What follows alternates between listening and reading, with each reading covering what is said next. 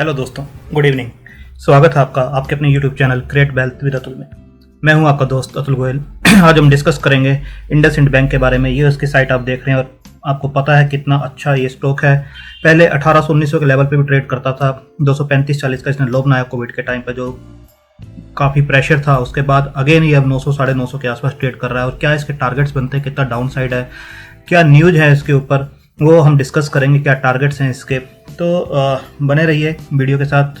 अभी हम देखते हैं कि शेयर का प्राइस क्या चल रहा है। 850 रुपये के आसपास ये बंद हुआ है 24 तारीख को 3:30 बजे के आसपास आप देख रहे हैं। तो प्रीवियस क्लोज जो था 855 के आसपास था। 862 पे ये ओपन होता है, 870 का हाई बनाता है और 849 के आसपास का लो बनाता है और 850 के आसपास ये बंद होता है। तो अपने डे का जो लो है उसके आसपास ये बंद होता हुआ आपको नज़र आएगा।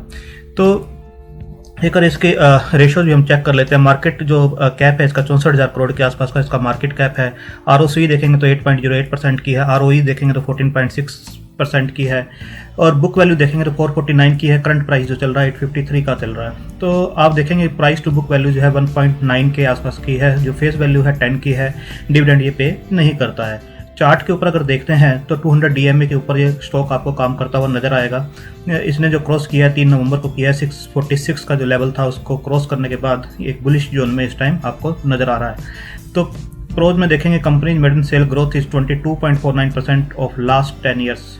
तो हम क्वार्टर ऑन क्वार्टर भी इसकी सेल्स को और रिजल्ट्स को चेक कर लेते हैं एक बार। रिवेन्यू जो थे 8200 करोड़ के आसपास थे दिसंबर 2017 में। सितंबर में ये 7100 के आसपास होते हुए आपको नज़र आ रहे हैं। जो नेट प्रॉफिट है वो 936 करोड़ का दिसंबर 2017 में था, तो 647 करोड़ का आपको नजर आएगा।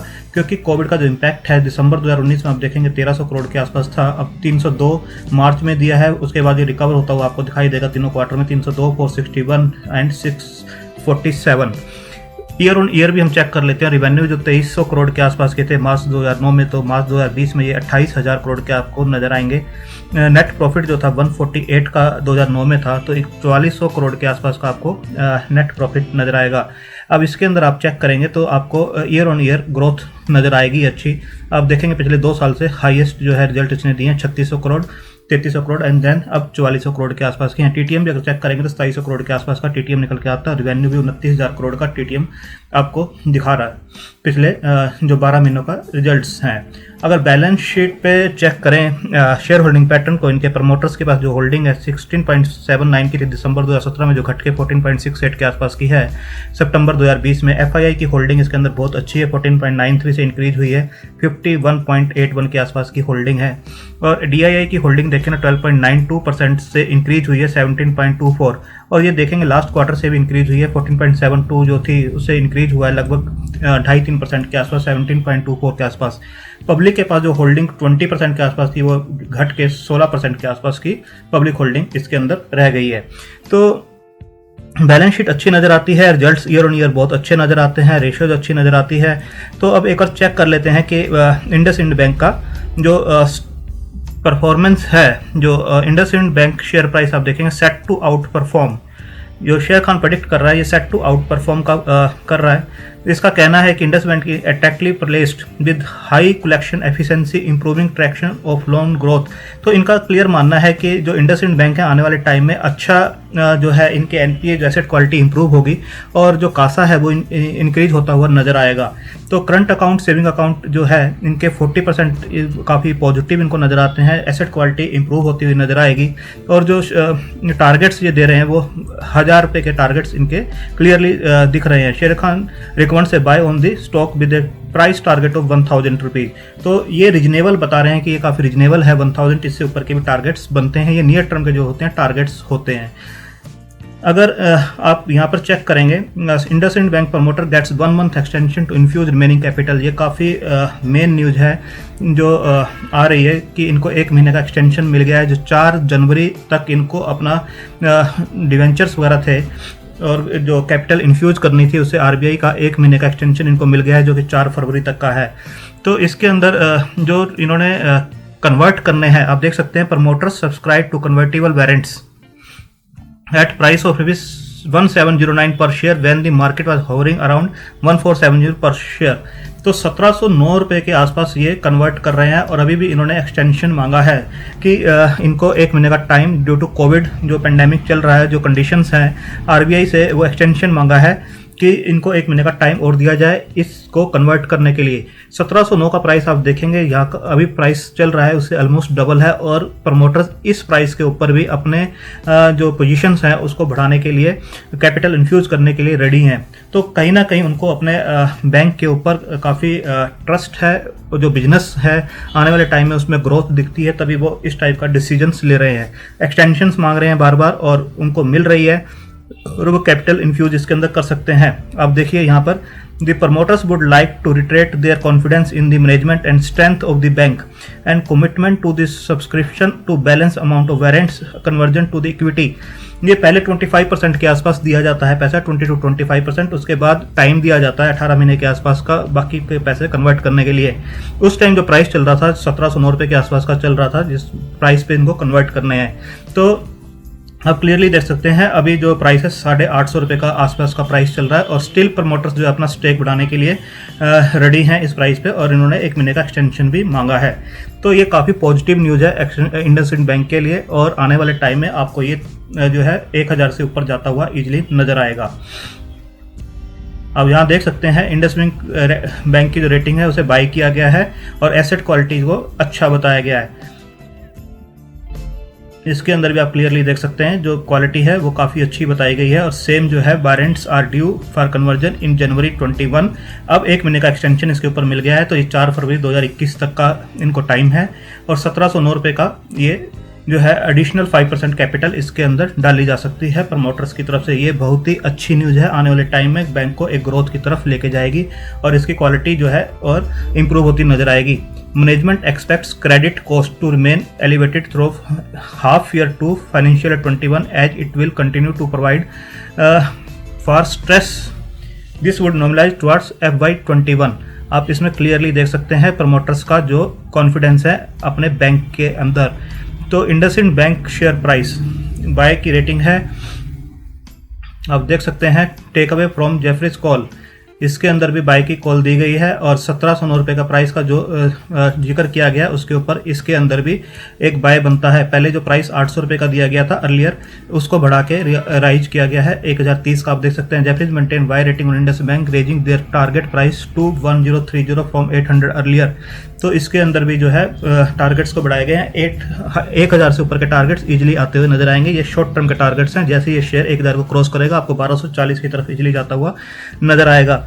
जो 1709 का प्राइस है ये काफ़ी क्रिटिकल प्राइस है और 5% की जो कैपिटल इसके अंदर इन्फ्यूज की जाएगी ये आने वाले टाइम में बैंक को काफ़ी ऊपर लेके जाएगी।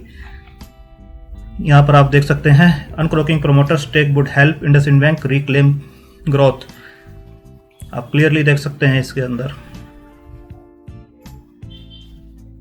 अब हम बैंक के चार्ट के ऊपर एक बार डिस्कस करेंगे बैंक का चार्ट किस टाइप से नज़र आता है। आप देखेंगे बैंक का चार्ट जो है ये सुपर ट्रेंड इसके ऊपर मैंने लगाया हुआ है वनडे के चार्ट के ऊपर। वनडे के चार्ट पे आप देखेंगे सुपर ट्रेंड जो पहले एक बुलिश जोन इसका जो था बाय रेटिंग ये दे रहा था इसके ऊपर। आप देखिए यहाँ पर इसने बाय रेटिंग दी थी तो 6 अक्टूबर को इसने बाय रेटिंग दी थी 606 के प्राइस पर, जो कि यहाँ पर अभी सेल के अंदर कन्वर्ट हुई है। तो ये यहाँ पर कहीं ना कहीं थोड़ा सा प्रेशर फील कर रहा है बैंक, तो हो सकता है आने टाइम में वाले टाइम में थोड़ा सा ये कंसोलिडेट करे और उसके बाद अगेन आपको बढ़ता हुआ नजर आए। तो एक इसके ऊपर RSI वगैरह भी हम लगा के देखते हैं कि RSI क्या इंडिकेट कर रही है हमें अभी। RSI, क्योंकि किसी भी शेयर में इन्वेस्ट करने से पहले ये चीज़ें चेक करनी जरूरी होती हैं। इन्वेस्टमेंट तो हम हाई प्राइस पे भी कर सकते हैं, बट अगर लॉन्ग टर्म का हमारा नज़रिया है और हम होल्डिंग कैपेसिटी हमारी अच्छी है तो प्राइस ऐसे प्राइस पे लेना चाहिए जो कि एक सपोर्ट जोन के आसपास हो और एक बाइंग जोन के अंदर आता हो। तो अभी देखते हैं क्या बाइंग जोन इसका बनता है, कितना प्राइस यहाँ से नीचे आ सकता है, यहाँ पर हम इसे अकोमुलेट कर सकते हैं। तो आप देखिए 48 के आसपास की RSI आपको नज़र आएगी, जो कि ऑलमोस्ट इसके जो नीचे आता है 2930 के आसपास। आप देखिए 42 के आसपास, इसको मैं कन्वर्ट करके आपको दिखाता हूँ, जो इसकी ऑलमोस्ट लो के आसपास ये काम कर रहा है। अगर आप यहाँ पर 42 लगाते हैं और इसको भी 42 कर देते हैं तो एक जोन आपको नज़र आएगा। देखिए इस बैंक ने ऑलमोस्ट यहाँ से इसके ऊपर ही काम किया है। जब भी इस RSI इस लेवल से ऊपर गई है तो इसने काफ़ी अच्छा मूव दिया है। अब यहाँ देखिए इसके ऊपर गया है तो अच्छा मूव दिया है, सिर्फ यहाँ पर ये हल्का सा डिप हुआ था, उसके बाद फिर अगेन इस लेवल से ऊपर ही बना रहा है 42 से ऊपर, और अभी भी ये 48 के आसपास है। तो यहाँ से अच्छा मूव ये ऊपर का ले सकता है। और आप देखिए ऑलमोस्ट ये इस लेवल से ऊपर ही काम करता है। तो हल्का सा अगर ये डिप आता है यहाँ पर हल्का सा, तो ये RSI जो है इस जोन में आ जाएगी, यहाँ पर आप खरीद सकते हैं इजीली। और ये डिप बनता है लगभग 825-830 के आसपास का। ATR पे देखते हैं कि ATR किस टाइप से काम कर रहा है। ATR ट्रेडिंग जो है वो हमें बता रहा है कि जो रेजिस्टेंस है इसका, वो रेजिस्टेंस आपको दिखाई देगा ऑलमोस्ट 947 के आसपास का, 948 के आसपास का एक रेजिस्टेंस जोन बनता है। यहाँ से ये अभी रिजेक्ट हुआ है। आप देखिए यहाँ से रिजेक्ट होता हुआ ये नीचे आया है, तो ये एक रेजिस्टेंस बनता है 947 का।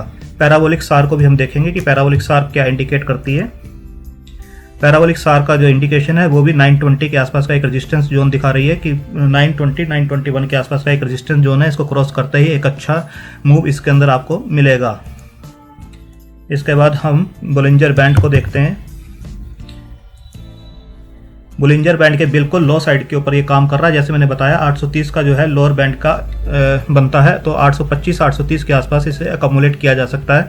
और आप जब भी देखेंगे ये लोअर बैंड के आसपास जाता है उसके बाद अच्छा मूव देता है। आप देखिए यहाँ लोअर बैंड के आसपास गया तो एक अच्छा मूव इसने दिया। अगेन ये लोअर बैंड के आसपास है और जो हायर एंड बनता है 962 के आसपास का इसका हायर एंड बनता है, और ये हायर एंड के आसपास ईजिली टच करता है। जब भी ये लो एंड के आसपास जाता है तो आप देखिए अच्छा मूव ये ऊपर की तरफ देता है। यहाँ लो एंड के आसपास आया, फिर अप मूव दिया, यहाँ लो एंड के आसपास आया, अच्छा मूव दिया। अभी ये एक बाइंग जोन के आसपास आने वाला है। आप 820-830 के आसपास इसे इजीली अकोमुलेट कर सकते हैं for the range of 962। Easily इस बैंड के आसपास ये जाता हुआ आपको नजर आएगा। और जैसे ये 1000 को क्रॉस करता है तो 1240-1250 के टारगेट्स ये इजीली देगा आपको। तो इसके ऊपर MACD भी देखते हैं कि MACD किस टाइप से काम कर रही है। MACD ने एक क्रॉस ओवर दिया है नीचे की साइड का, जो एक कंसोलिडेशन को शो कर रही है कि एक सेलिंग प्रेशर इसके अंदर जरूर है नियर टर्म के लिए। तो थोड़ा सा ये स्टॉक जो है नीचे आ सकता है। पिवट लेवल्स भी हम देखते हैं कि पिवट लेवल्स किस टाइप से नज़र आते हैं और कहाँ पर ये स्टॉक जो है सपोर्ट ले रहा है। अब देखिए ये पिवट लेवल है, इस पिवट लेवल का जो है 776 निकल के आ रहा है, तो ये अपने पिवट लेवल से काफ़ी ऊपर आपको नजर आएगा। जो रेजिस्टेंस इसमें दिखाया गया है वो भी 962 का दिखाया गया है, जो कि पहले भी हमने देखा है 960 के आसपास का एक रेजिस्टेंस है जिसको ये क्रॉस करके ऊपर इजिली निकल सकता है। अब हम इसमें रिट्रेसमेंट लेवल भी लगा के देखेंगे, रिट्रेसमेंट लेवल किस टाइप से नज़र आते हैं। इसने जो रिसेंट का स्विंग दिया है हमें, वो स्विंग दिया है इस वाले लेवल से, यहाँ से आप देखेंगे यहाँ तक का इसने एक अच्छा स्विंग बनाया था। इस पे ले लेते हैं जो हाई प्राइस बन रहा है। तो ये जो रिट्रेसमेंट हुआ है आप देखेंगे ये 38.2 के आसपास का रिट्रेसमेंट है। तो एक अच्छा सपोर्ट ये 38.2 के आसपास का जो है सपोर्ट ले रहा है। अब देखिए यहाँ पे 38.2 के आसपास का एक सपोर्ट ले रहा है रिट्रेसमेंट पे। तो इस जो पूरा स्विंग था यहाँ से स्टॉक मूव हुआ था, यहाँ से स्टॉक मूव हुआ था 29 अक्टूबर को 599 का जब इसका प्राइस था, 571 लो बनाया था और यहाँ पर ये पहुँचा था 7 दिसंबर को 953 के आसपास। वहाँ से ये थोड़ा करेक्ट हुआ है, यहाँ कंसोलिडेट किया, अगेन ये करेक्ट हुआ और करेक्ट होने के बाद ये थोड़ा सा नीचे आता हुआ नज़र आ रहा है। तो ये 38.2 का एक रिट्रेसमेंट है। तो आप देखेंगे एक ट्रेंड लाइन भी हम इसमें खींच के देखते हैं कि क्या रेजिस्टेंस दिखाई देता है। इसके अकॉर्डिंग भी आपको चीज़ें क्लियर नज़र आ रही हैं कहाँ पर इसका रिट्रेसमेंट हो सकता है, कितना नीचे जा सकता है। अब हम इस पे ट्रेंड लाइन को लगा के देखते हैं कि ट्रेंड लाइन कहाँ पर इंडिकेट कर रही है, क्या रेजिस्टेंस इसके अंदर बनता है। ट्रेंड लाइन आप देखेंगे कि ये स्टॉक जो चल रहा था हमारा, ये यहाँ से डाउन चला है ऑलमोस्ट सितंबर 2018 से। यहाँ पे हम एक ट्रेंड लाइन ड्रॉ करेंगे, यहाँ पे ट्रेंड लाइन ड्रॉ की, यहाँ पर इसने रेजिस्टेंस फेस किया, अगेन ये रेजिस्टेंस फेस करता हुआ यहाँ पर नीचे आया है। तो इस टाइप से अभी ये रेजिस्टेंस से काफ़ी दूर है, जो कि 1000 से भी ऊपर का रेजिस्टेंस बनता है। अभी बीच में कोई resistance as per trend line नहीं आ रहा है। तो आप इसको ऊपर से देखेंगे तो यहाँ पर आप एक और ट्रेंड लाइन ड्रॉ करेंगे।